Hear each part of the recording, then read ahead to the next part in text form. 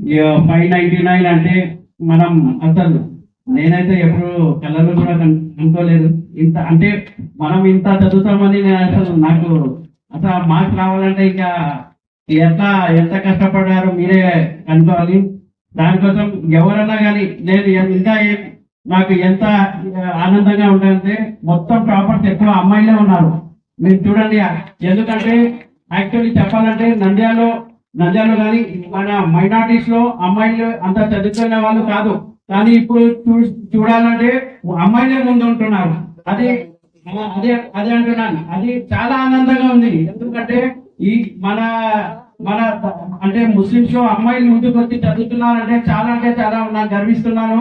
ఎందుకంటే మీరు ఇట్లానే కష్టపడాలా, ఖచ్చితంగా అలా మీకు సాధిస్తారు. మీరు ఎంత ఎందుకంటే నేను ఒకటే అన్నాను, మీరు ప్రపంచంలో ఎక్కడన్నా వెళ్ళండి, మీ చదువులే మీకు సహకరిస్తుంది.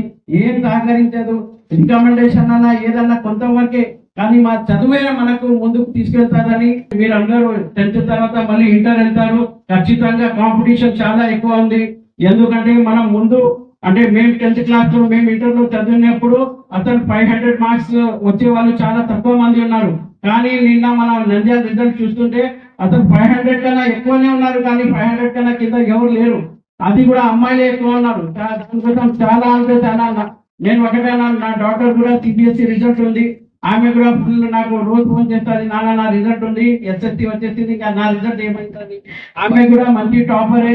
దానికోసం ఖచ్చితంగా మీరు కూడా దేవుడిని ప్రార్థిస్తున్నారు, డాక్టర్ కూడా మంచి ర్యాంక్ రావాలని కోరుకుంటూ సెలవు చేస్తున్నాను. థ్యాంక్ యూ అండి మీ అందరికీ.